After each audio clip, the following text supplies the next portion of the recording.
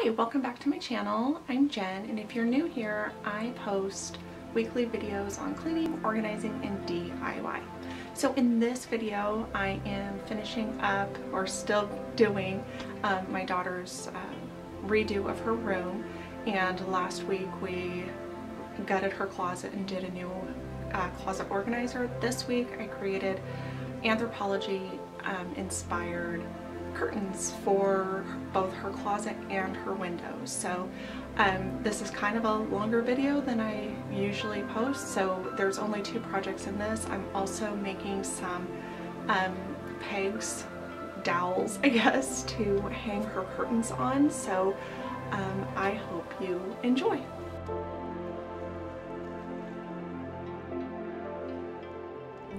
I started out by cutting the piece of fabric to 86 inches. I'm using my rotary cutter, and I do have a cutting mat underneath there, as you can kind of see, so I don't scratch up my floor. But so I just actually ended up cutting 6 of these because I am making 6 panels, 2 for the closet and then 2 for each window in my daughter's room.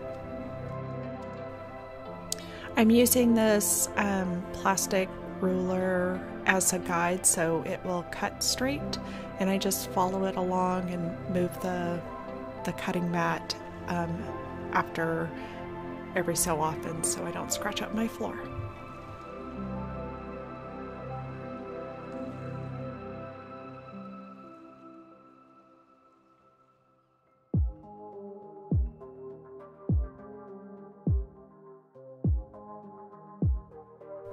And instead of measuring each time, I just ended up putting the fabric over the cut piece and just use that as a guide all 6 times. I just felt like it went by a lot quicker, and I was just able to get through it without having to take the time to measure.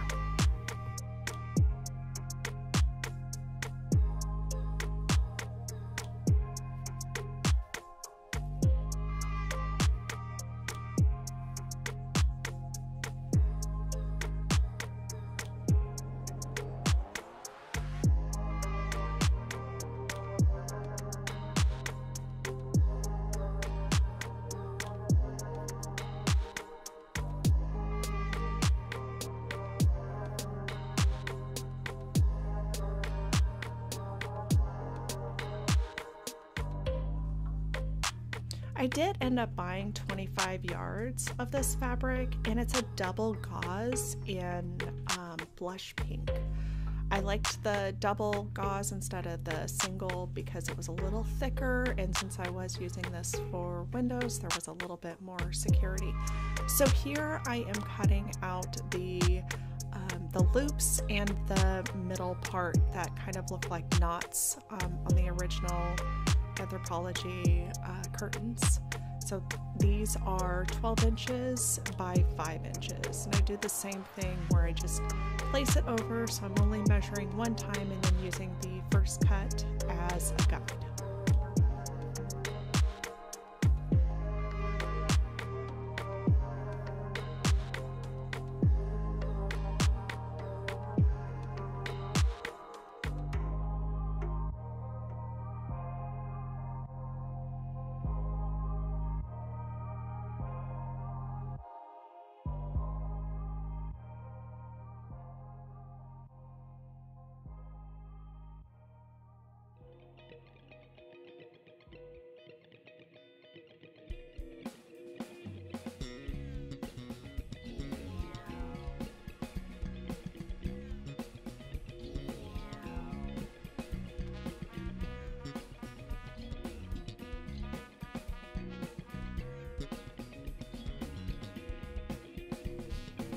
And here I'm cutting those strips 5 inches apart, and I will use those as the loops and as the little mid section that makes it, I don't know, it kind of looks like a knot, but it's not. It's not. So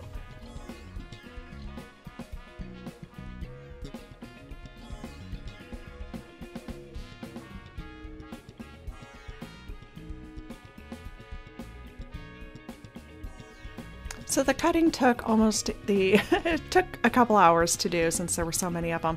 Now I am pinning the loops and doing the hem at the same time. Sorry, I was kind of out of camera angle for this part, but I did get a better angle on the other side. So what I did is I added the loop to each end, and then I folded the panel in half and put another loop in the middle, and then on each side in between the middle and the end there was one in between. So there are 5 loops total for this curtain panel.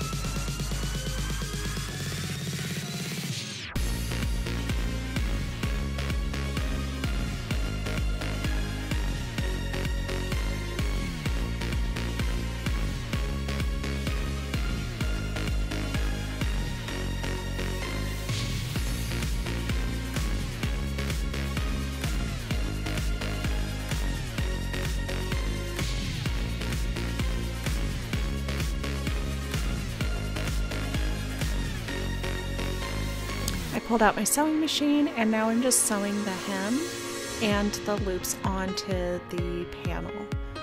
So it's just a simple straight stitch, and I did this with all 6 panels. It's very, very simple, self-explanatory.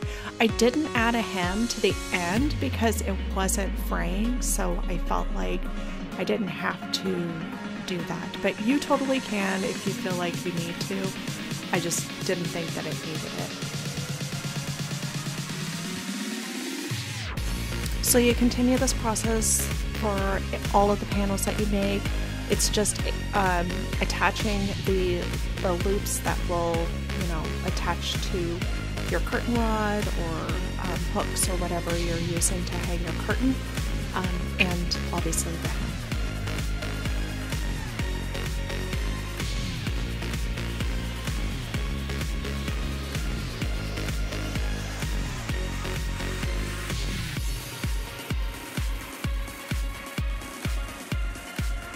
So I cut enough of the 12 by 5 inch panels for the loops and for the little knot middle things. So I'm making, I wish I knew what I would call that, but I don't know. It kind of looks like a knot, but it's like that midsection to kind of mask the loop. So I just folded that in thirds, one on top of the next, and then I stitched that.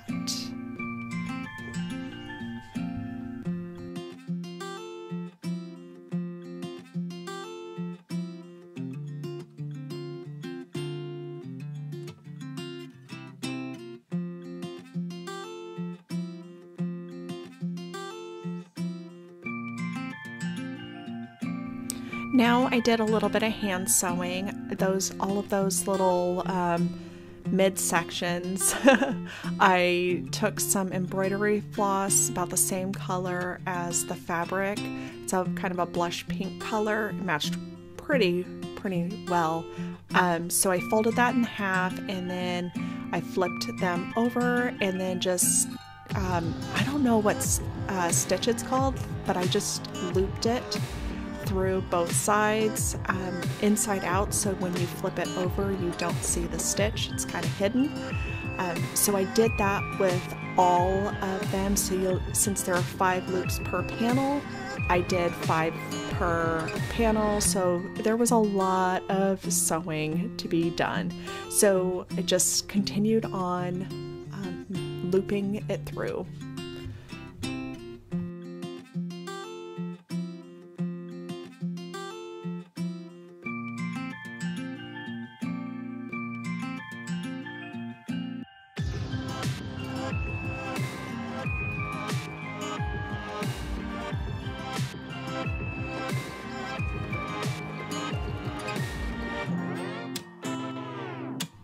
When you come to the end, then you're gonna, I always add a loop and then tie it off. So I just stick the yarn or the thread through a loop a couple of times and then pull it, and it's a knot and it's secured.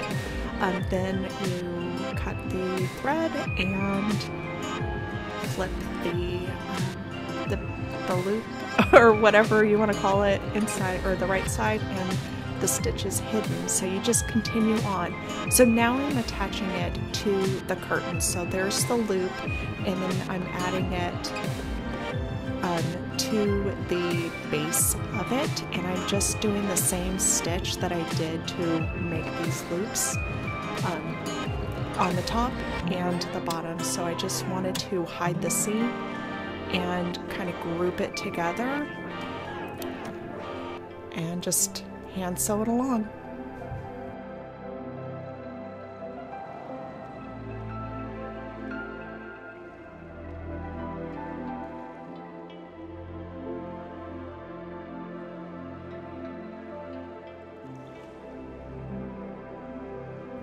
So I'm going through the loop and then also connecting it to the top loop so it's connected and being attached securely. You do the same, you repeat this all the way around on the top and the bottom.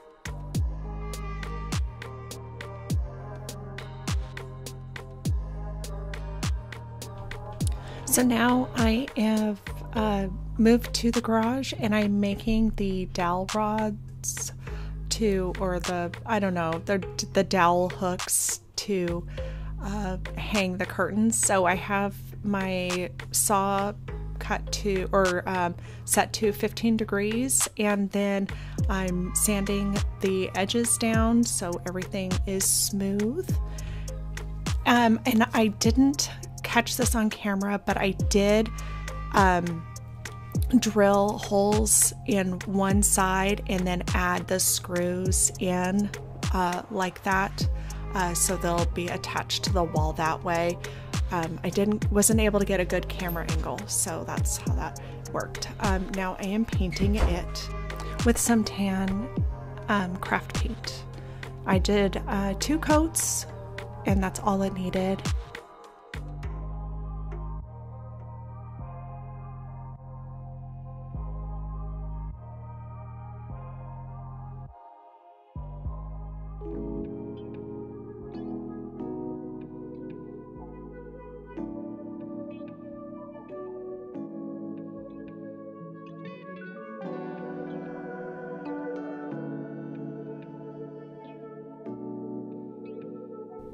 Now I drilled holes in the wall where the dowels would be screwed in. I measured out about 9 inches apart.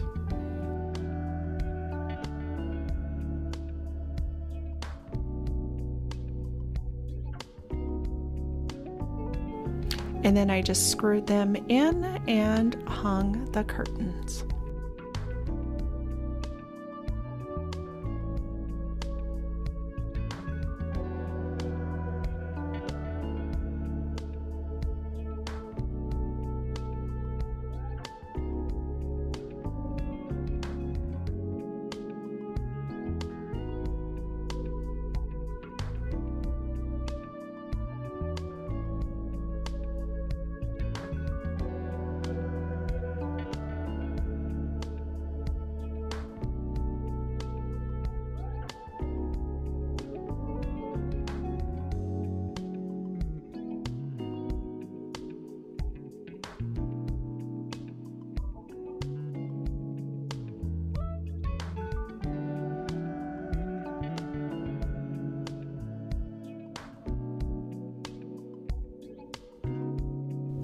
I installed hooks on each side so she could open up the curtains and close them off when she wanted to. I hope you enjoyed this project. Thanks for watching.